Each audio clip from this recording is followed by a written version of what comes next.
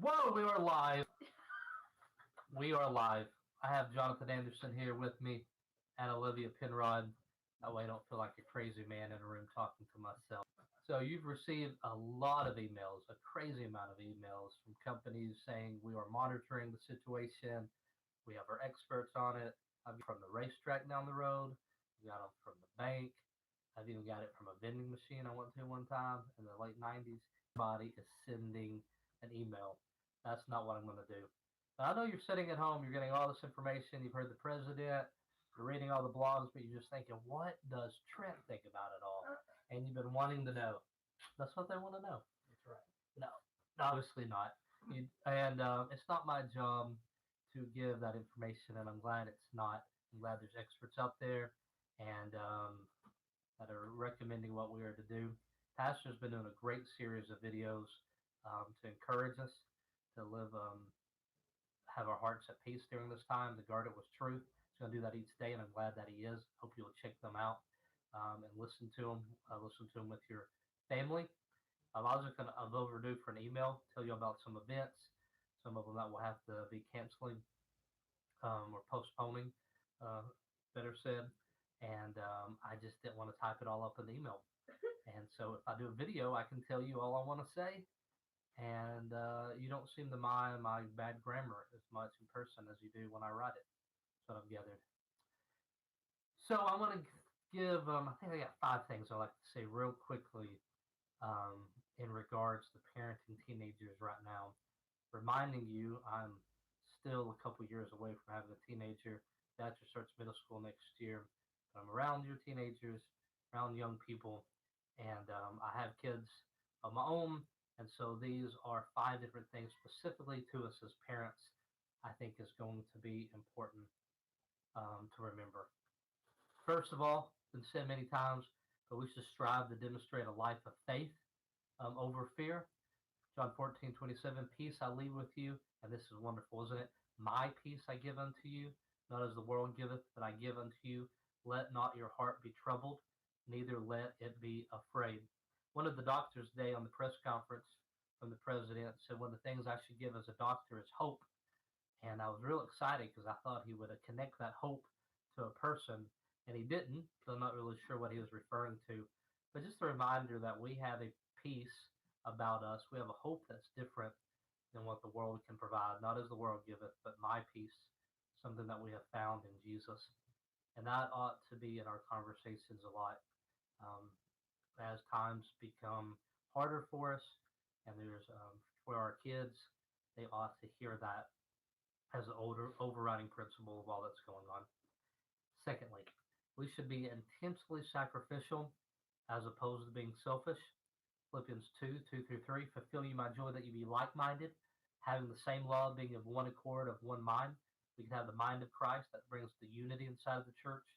Let nothing be done through strife or vainglory, but in lowliness of mind.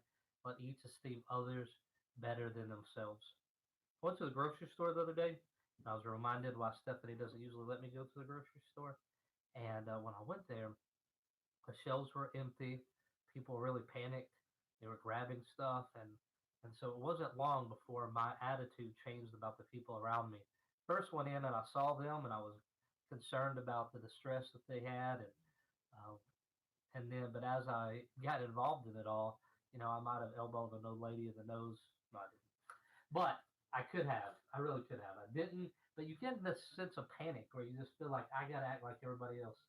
And we don't want to do that. We don't want to get caught up on that. So we gather up things to be prepared, but we don't become selfish. We become sacrificial. We gather up all that we need and even more because we don't know how long this is going to take. But we always think about our neighbor. And as long as there's food on our table, there should be a place for others as well. And I know you know this, but I want to make sure you talk to your kids about that because they're going to see us buying more stuff than we normally do and being concerned about stuff. But they ought to hear us talk about we are looking for opportunities. And there's a lot of them around us. A lot of them. Our food drive going on at the church will be a great chance for you to show your kids that we want to live sacrificially. Um, you wouldn't have to look very far to find somebody in need, especially as the days, as things continue like this. Number 3, What do you think? Is it Olivia? Is it Olivia? I think we want to show the right regard for authority. Thank you very much. Romans 13, 7 through 10. Render therefore all their dues, tribute to whom tribute is due, custom whom custom is, fear to whom is fear, honor to whom is honor. And when my kids hear me talk about the government, and when Brother Jonathan's kids hear him talk about the government and the president coming online and the different restrictions, they should hear us speaking respectfully towards authority as we are teaching them. Doesn't mean we understand everything, but we don't have to. And so let's make sure that we're talking about authority properly, wanting our kids to do the same. And number four, we want them to understand the why of what we do or don't do. This is a unique situation. Many of you may not be at church tonight and taking that precaution. And there'll be people meeting, Pastor be live streaming. And so this is something we've never seen before. And so we're talking about, will we be going to church? And maybe you are now, and maybe you won't later. But when they hear us talk about it, they ought to hear fully why it is that we love assembling so much. And that when we're not able to, they ought to hear us missing it, knowing that live stream isn't a permanent option for us. Everybody here is not forsaken the assembly of ourselves together. Kids probably even know that part of the verse. But they also know as a manner of some, but exhorting one another, and so much the more as the day approaching.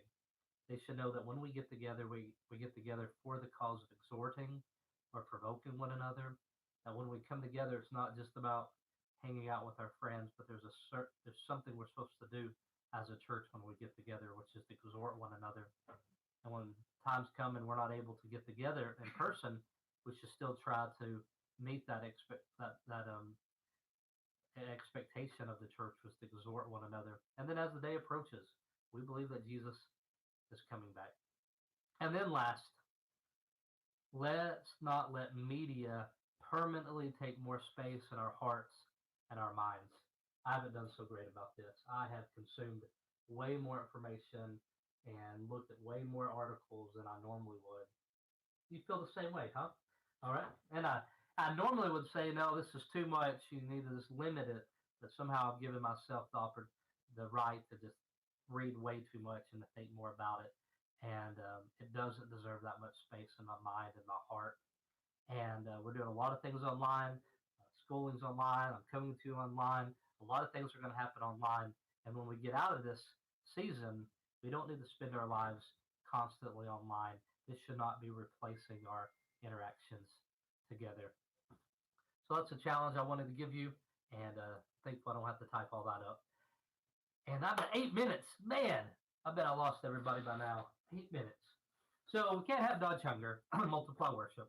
It's the new coffee we're going to be selling soon or giving away in the foyer, we believe. So we can't have Dodge Hunger. That's just not going to happen, obviously. We're going to postpone it, give dates later. Couldn't ask good conscious other youth groups to come, and I just won't get into it. I mean, that's next Friday. It's still too much uncertainty. But I do believe and hope that the Mental Health Forum on April 18th, Saturday, I think we should still be able to have that normally. As we get closer to the time, we'll talk about it. But I think that's going to still continue. And then Sam Rotman, that piano concert on the 19th. And I don't see any reason those events shouldn't happen. So let's just keep inviting. And then people you invite, if things have to get changed, at least we will know who they are, who plans on coming. Well, that's all I have to say about that. Encourage you. Hopefully the video shows up in the email box. If not, I'll put the link. And I appreciate your time to listen to it. But let's be very intentional about how we talk about things in front of our teenagers right now, so that we reinforce the good truths that we've been teaching them. God bless and Godspeed. I don't get it. It's a Bible word. You wouldn't.